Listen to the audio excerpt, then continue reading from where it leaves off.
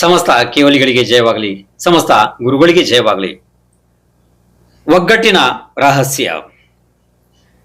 ಒಂದು ಮನೆ ಒಳಗಡೆ 70 ಜನರ ಒಂದು ಕುಟುಂಬ ಇತ್ತು. ಅಂದ್ರೆ 70 ಜನ ಒಂದೇ ಮನೆಯಲ್ಲಿ ಎಲ್ಲ ಇದ್ರು.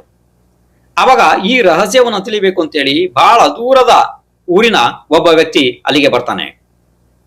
ಅವಾಗ ಮಹಾದ್ವಾರದ ಪಕ್ಕದಲ್ಲಿ ಸಣ್ಣ ಸಣ್ಣ ಸಣ್ಣ ಮಕ್ಕಳು ಆಟ ಆಡ್ತಿರ್ತಾರೆ. ಅವರಿಗೆ ಆ ಪ್ರಶ್ನೆಯನ್ನು ಅವನು ಕೇಳ್ತಾನೆ, ನಿಮ್ಮ ಮನೇಲಿ ಎಷ್ಟು ಜನ ಇದ್ದಾರೆ? 70 ಜನ ಇದ್ದಾರೆ ಅಂತ ಹೇಳ್ತಾರೆ ಆ ಹುಡುಗರು, ಸಣ್ಣವರು. ಇದರ ಕಾರಣ ಏನು ಅಂತ ಹೇಳಿ ಅವನು ಕೇಳ್ತಾನೆ. ಹುಡುಗರು ಹೇಳ್ತಾರೆ, ಇದು ನಮಗ್ ಗೊತ್ತಿಲ್ಲ, ನಮ್ಮ ಅಣ್ಣನಿಗೆ ಕೇಳ್ರಿ, ಒಳಗಡೆ ಹೋಗ್ರಿ, ಅಲ್ಲಿ ಗಿಡಗಳಿಗೆ ನೀರು ಹಾಕ್ತಿದ್ದಾನೆ ನೋಡಿ. ಅವನು ಅಲ್ಲಿಗೆ ಹೋದ. ಅಲ್ಲಿಗೆ ಹೋಗಿ ಕೇಳ್ದ. ಅವನೇನಂದ, ಇದರ ವಿಷಯ ನನಗೆ ಗೊತ್ತಿಲ್ಲ, ನಮ್ಮ ಅಪ್ಪ ಅಲ್ಲಿದ್ದಾರೆ ನೋಡ್ರಿ, ಮೇಲೆ ಮೇಲೆ ಇದ್ದಾರೆ ನೋಡ್ರಿ, ಅವ್ರಿಗೆ ಹೋಗಿ ಕೇಳಿ ಅಂತ ಹೇಳ್ದ. ಆ ಅಪ್ಪನಿಗೆ ಹೋಗಿ ಅವನು ಕೇಳ್ದ. ಅವನೇನಂದ ಗೊತ್ತಾ, ಇದು ನನಗೆ ಗೊತ್ತಿಲ್ಲ, ನಮ್ಮ ಅಣ್ಣ ಇನ್ನೊಬ್ರು ಇದಾರೆ ನೋಡ್ರಿ, ಆ ಕಡೆ ಕೆಲಸ ಮಾಡ್ತಿದ್ದಾರೆ, ಅವ್ರಿಗೆ ಹೋಗಿ ಕೇಳ್ರಿ ಅಂತಂದ.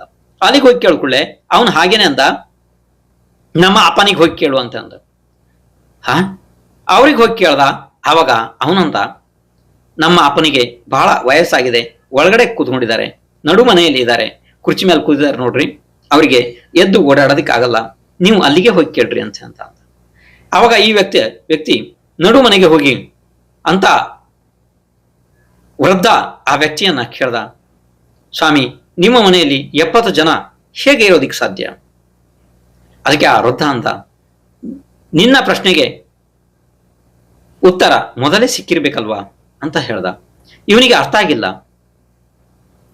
ನೋಡು, ನೀನು ನಮ್ಮ ಮನೆ ಪ್ರವೇಶ ಮಾಡ್ಬೇಕಿದ್ರೆ ನಿನಗೆ ಬಾಗಿಲಿನಲ್ಲಿ ಯಾರು ಸಿಕ್ಕುದ್ರಪ್ಪ?